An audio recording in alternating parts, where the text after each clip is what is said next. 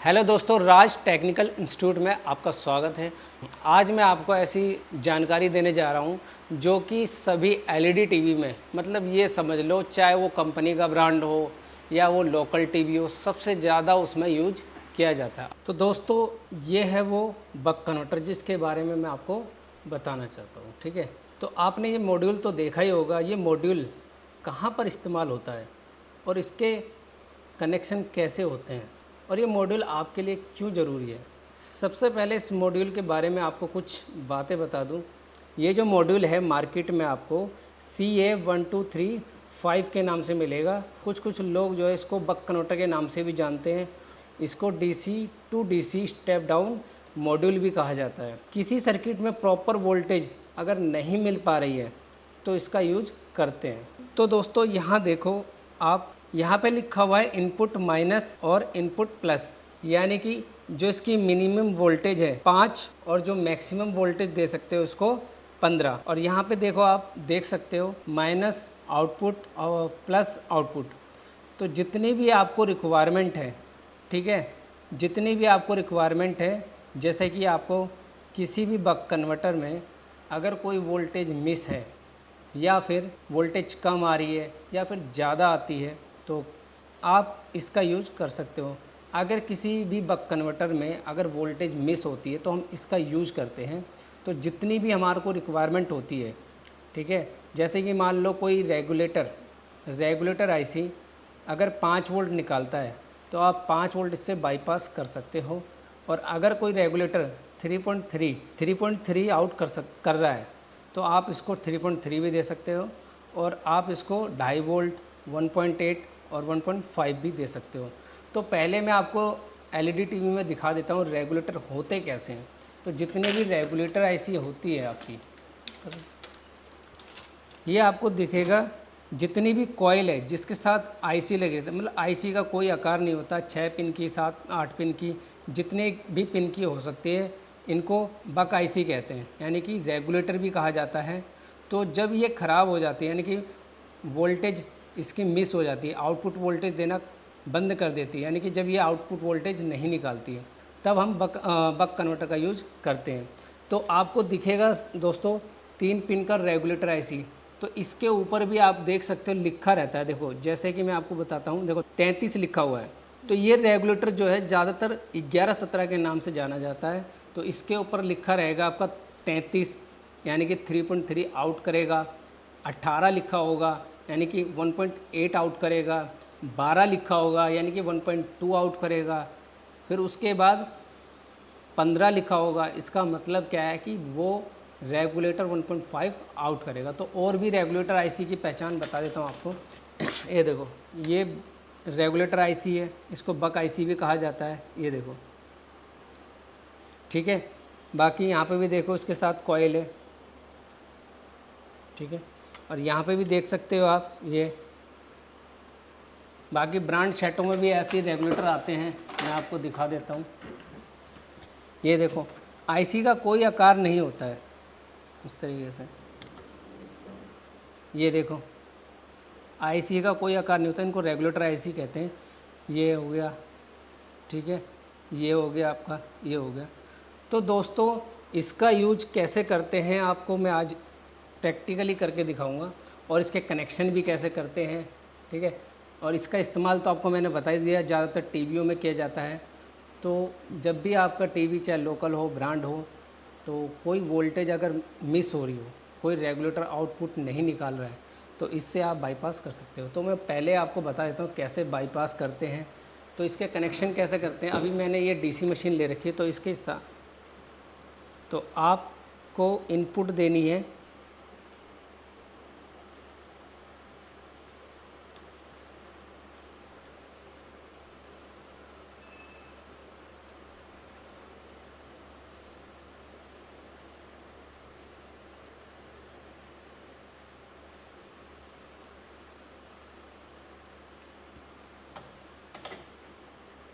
तो जो इसके पीछे लिखा हुआ है, ये देखो, जो इसका डिफ़ॉल्ट वोल्ट है, ये आपको बिना कनेक्शन के 1.2 निकालेगा, ठीक है।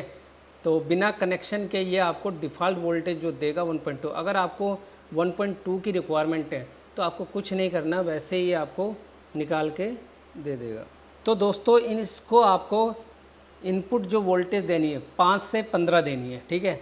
तो ये 1.2 निकालेगा, तो देख सकते हो आप, ये देखो 1.2 निकाल रहा है, ठीक है। तो जैसे ही आपको अगर 5 वोल्ट की रिक्वायरमेंट है तो यहाँ पे आपको शोल्ड करना है, ये देखो, ठीक है।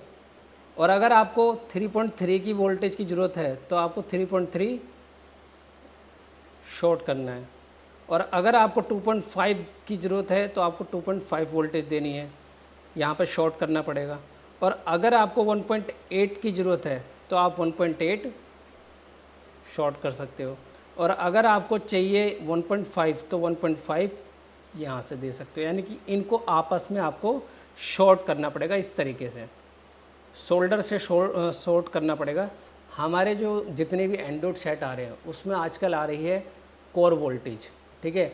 जो नॉर्मल सेट होते हैं उसमें जो कोर वोल्टेज होती है वो 1.2 होती है, और जो आपके जो स्मार्ट टीवी आ रहे हैं उसकी जो कोर वोल्टेज होती है वो 1 वोल्ट होती है या फिर 0.9 होती है। तो इससे आप जो है कोर वोल्टेज भी निकाल सकते हो, तो इससे आप जो है कोर वोल्टेज भी आउट करा सकते हो। तो उसके लिए आपको क्या करना होगा, आपको कुछ नहीं करना, आउटपुट से एक जंपर लेना है, ठीक है। ये देखो आउटपुट से एक जंपर लेना है और जो 5 वोल्ट है, ठीक है, तो ये वाले साइड जो है आपके ग्राउंड के वहाँ नहीं जोड़ना है, आपको इस साइड जोड़ना है 5 वोल्ट के।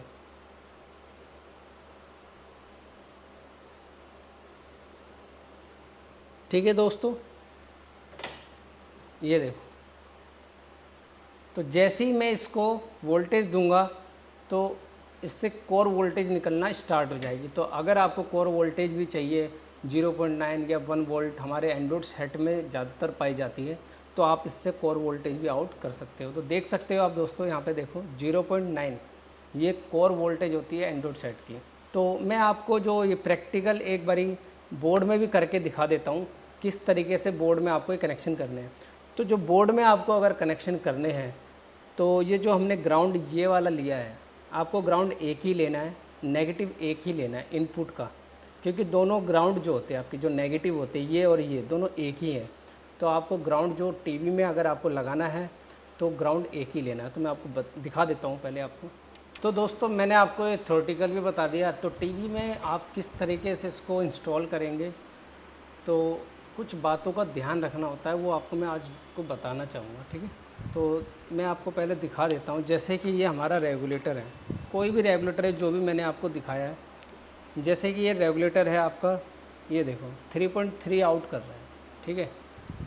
तो अगर ये रेगुलेटर ख़राब हो जाए तो इसके ऊपर कोडिंग लिखी हुई है जो मैंने आपको बताई है, 1117 के नाम से आता है। 33 लिखा है तो 3.3 आउट करेगा, और अगर 18 लिखा है तो 1.8 आउट करेगा, और अगर 12 लिखा है तो 1.2 आउट करेगा, अगर 15 लिखा है तो 1.5 आउट करेगा, और अगर 25 लिखा है तो 2.5 आउट करेगा। तो जैसे कि अगर ये रेगुलेटर आपका ख़राब हो जाता है, ठीक है, तो आप इसको निकाल लो।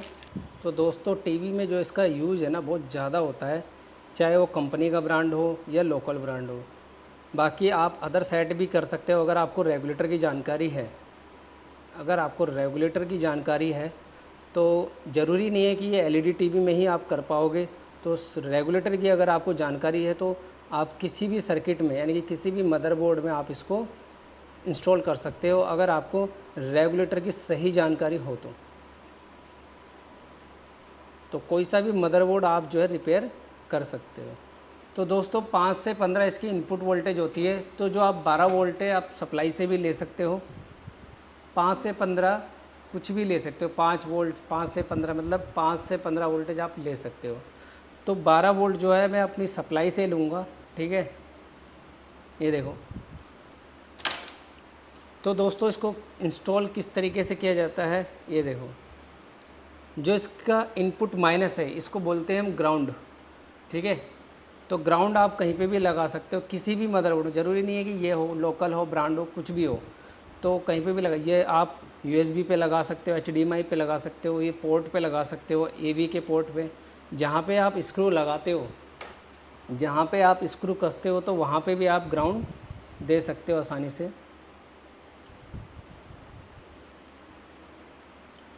और 12 वोल्ट मैंने आपको दिखाई दी थी, मैं 12 वोल्ट जो है सप्लाई से ले लेता हूँ। तो दोस्तों आपको ये कनेक्शन जो ये आउटपुट का है आपको अभी देना नहीं है, पहले आपको चेक करना है कि वोल्टेज इसमें कितनी आ रही है और कितना ये आउट कर रहा है। तो दिखाना चाहूँगा, तो डिफ़ॉल्ट वोल्टेज ये आउट कर रहा है, ठीक है। तो नेगेटिव एक ही ले लो आप। डिफ़ॉल्ट वोल्टेज जो ये आउट कर रहा है देखो 1.2 के लगभग में, तो हमें आप इसमें चाहिए 3.3 वोल्टेज। तो 3.3 आप देख सकते हो यहाँ पे, देखो ये देखो ये रहा 3.3। तो यहाँ पे आप इसको शॉर्ट कर सकते हो। तो यहाँ पे आपको क्या करना है, 3.3 को शॉर्ट करना है। ये देखो इस तरीके से शॉर्ट करना है आपको। ये देखो शॉर्ट हो गया। तो देखते हैं ये कितना आउट कर रहा है। अब जब ये आउट करे तब भी आपको ये कनेक्शन यहाँ लगाना नहीं है, पहले आपको चेक करना है। क्योंकि कभी कभी क्या होता है कि जो सीपीयू को जो वोल्टेज चाहिए 3.3, 1.8, 1.2 और 1.5, 1.2 कोर वोल्टेज होती है नॉन स्मार्ट की, और जो आपकी 0.9 या 1 वोल्ट होती है वो होती है आपकी स्मार्ट की होती है कोर वोल्टेज, और 1.5 या 1.8 ये रैम वोल्टेज होती है, और 3.3 इसकी वीसीसी वोल्टेज होती है। तो अगर आप 3.3 का रेगुलेटर है, अगर आप 3.3 से कम दे रहे हो तो चल जाएगा, तब तो कोई दिक्कत नहीं है, ठीक है।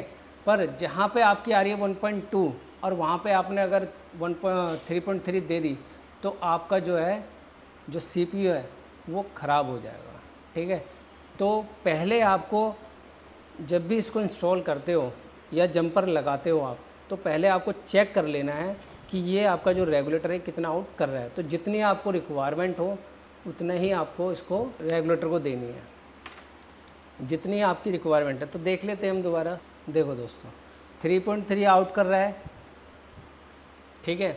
तो अब हम इसको है ना अपने बोर्ड पे लगा सकते हैं, इसका कनेक्शन आउटपुट का कर सकते हैं।